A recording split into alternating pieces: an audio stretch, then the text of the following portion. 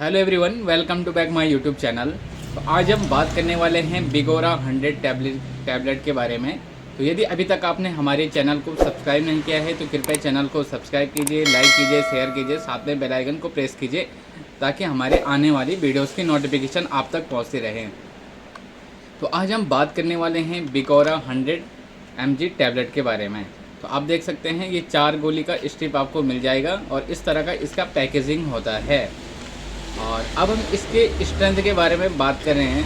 तो ये अलग अलग स्ट्रेंथ में आपको मिल जाती है। आपको ये 50 mg और 100 mg, इसकी दो अलग अलग स्ट्रेंथ होती हैं, उनमें इसका यह आपको मिल जाता है। अब हम इसके कंपोजिशन के बारे में बात कर रहे हैं। तो इसमें पाया जाता है सिल्डेनाफिल इसमें 100 mg में पाया जाता है। अब हम इसके मोड ऑफ एक्शन के बारे में बात करें, मैकेनिज्म ऑफ एक्शन के बारे में बात करें, ये कैसे काम करती है। तो ये जो टैबलेट होती है, जो हमारे पेनिस होता है, जो पुरुष का पेनिस होता है, उसमें उसकी जो आर्टरीज होती हैं, उन आर्टरीज को रिलैक्स करने का कार्य करता है। पेनिस में जो मसल्स होती हैं उनको रिलैक्स करने का कार्य करता है, जिससे ब्लड फ्लो तेज़ी से हो जाता है। जो ब्लड फ्लो जो नहीं हो पा रहा था उसकी वजह से, जो मसल के रिलैक्स होने की वजह से या आर्टरीज के रिलैक्स होने की वजह से पेनिस में ब्लड फ्लो होना शुरू हो जाता है। तो ये इसका मोड ऑफ एक्शन है। अब हम इसके यूज के बारे में बात करें तो इसका मुख्यतः यूज किया जाता है ईडी, जिसको हम कहते हैं इरेक्टाइल डिसफंक्शन। ये एक प्रकार की कंडीशन होती है जिसमें पुरुष का बहुत जल्दी शीघ्र पतन हो जाता है। शीघ्र पतन मतलब जल्दी डिस्चार्ज हो जाता है।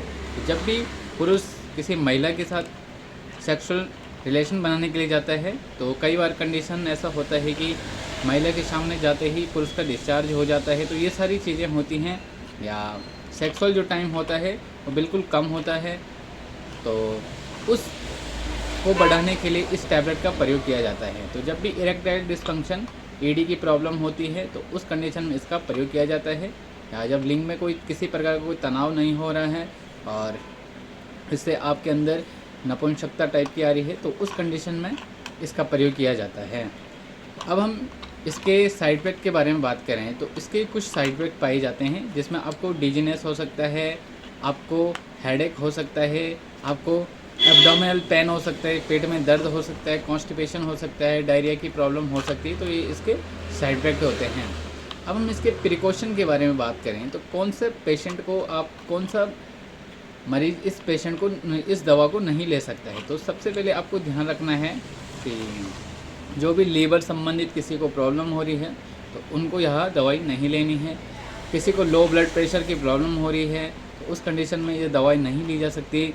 किसी को हार्ट फेल्योर की प्रॉब्लम है या कंजेस्टिव हार्ट फेल्योर है, तो हार्ट की कोई प्रॉब्लम होती है तो उस कंडीशन में इस दवाई को नहीं लिया जाता है, क्योंकि ये हार्ट की जो रिदम होती है उनको बढ़ाने का कार्य करती है और जिससे आपको हार्ट में प्रॉब्लम हो सकती है। तो उस कंडीशन में इस दवाई को नहीं लिया जाता है। हेयर लॉसेस में इस दवा को नहीं लिया जाता है। तो इसके ड्यूरेशन के बारे में बात करें, ड्यूरेशन मतलब इसका असर बॉडी में कितनी देर तक रहता है। इसका जो नॉर्मली असर होता है, तो आपको सबसे पहले इसके लेने का तरीका बताऊं तो जब भी आप सेक्सुअल रिलेशन में जाना चाहते हो तो उससे आधा या 1 घंटे आपको पहले यहाँ लेना है। आधा घंटे में लगभग लिंग में तनाव शुरू हो जाता है और इसका जो असर रहता है बॉडी में या 5 या 6 घंटे तक इसका असर रहता है। उसके बाद फिर वो अपने आप नॉर्मल हो जाता है। मिलते हैं आपको अपनी नेक्स्ट वीडियो में, तब तक के लिए जय हिंद।